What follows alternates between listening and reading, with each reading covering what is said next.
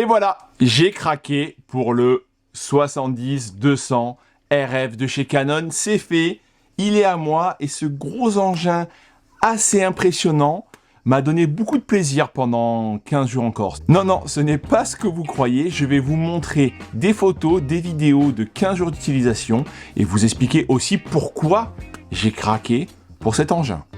Voilà. Merci déjà d'être présent sur cette deuxième vidéo sur cette chaîne YouTube.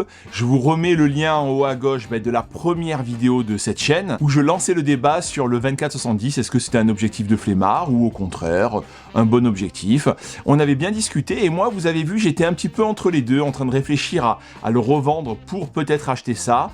Et ben c'est ce que j'ai fait. Tout simplement, j'ai revendu à la fois le EF 1635 parce que j'en avais plus besoin, j'avais déjà le 1535 en version RF et aussi j'ai revendu le 24-70 et j'avais deux options avec cet argent, soit m'acheter un drone plus le 85 mm fixe, on serait à peu près arrivé à 2000 € de budget, ou alors casser la tirelire et mettre 2850 € dans ce 70-200 F2.8 et me faire plaisir. J'étais un petit peu hésitant et je vais vous dire pourquoi. Le 70-200 n'était pas un objectif inconnu pour moi. J'ai un ami qui me l'avait prêté plusieurs fois, la version EF, je précise, lors de certains trips.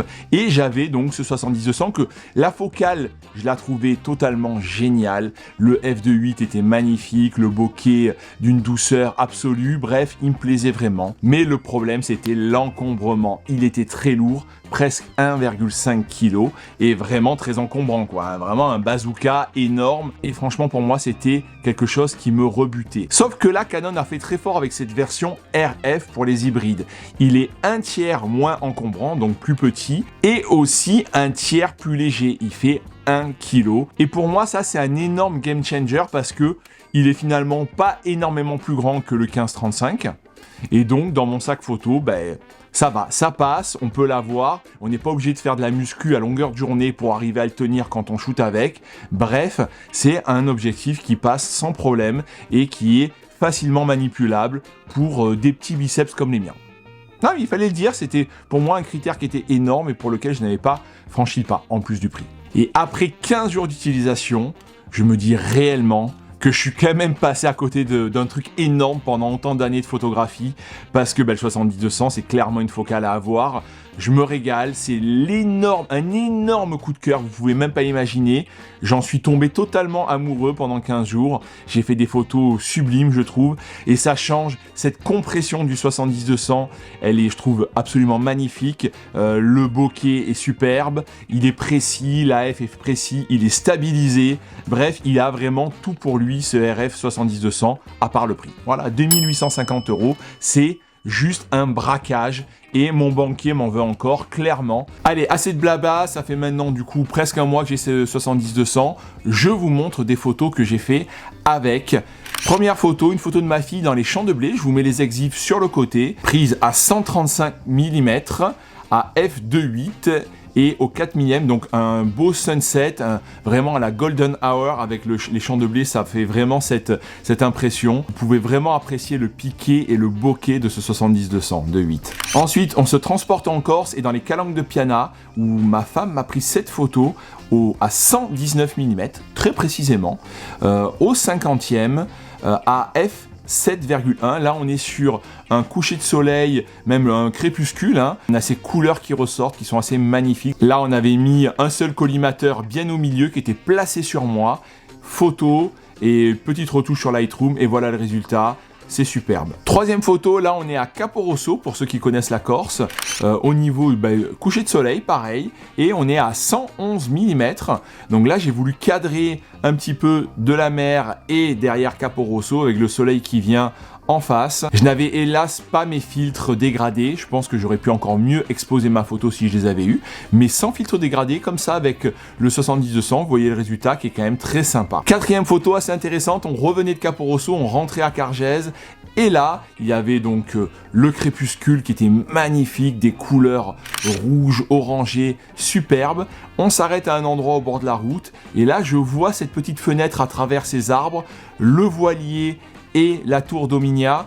superbe. Je me mets au 200 et là on a clairement une photo que j'aurais jamais pu faire avant avec mon 24-70. Évidemment j'aurais été trop loin, ça aurait rien rendu. Cinquième photo, la photo de ces deux Morito fruits rouges et un Morito classique que j'ai prise à 172 mm.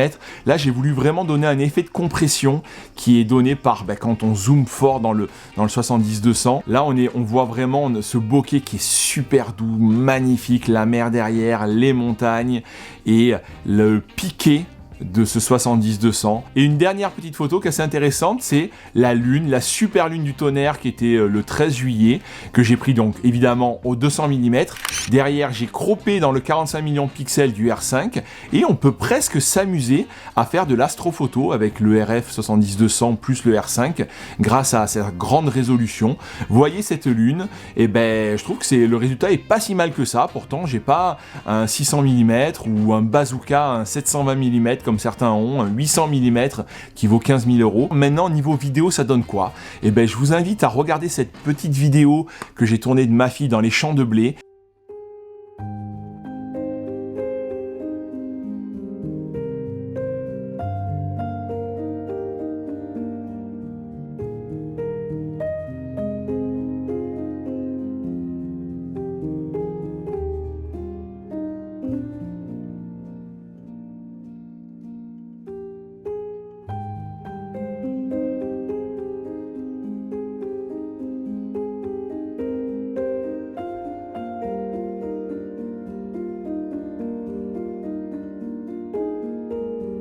Pareil, en slow motion, c'est en 1080, mais en 200 images secondes. Donc vraiment un gros slow motion. Et derrière, je me suis régalé à faire ces images. J'avais mis évidemment le filtre ND Peter McKinnon, filtre variable. Et derrière, le résultat, il est juste incroyablement beau. C'est tellement doux, c'est tellement beau. Il y a tellement de... Avec le slow motion, on est en plus super bien stabilisé. La stabilisation, aussi bien IBIS du R5, en plus de la stabilisation de l'objectif, on est sur quelque chose de très stable, plus le slow motion. Ça donne vraiment une impression de beauté, de douceur, de piqué, de tout ce qu'on veut. Voilà, j'espère que mon retour sur ce RF 70-200 2.8 vous aura plu, d'avoir vu ces petites images, ces photos, ces vidéos.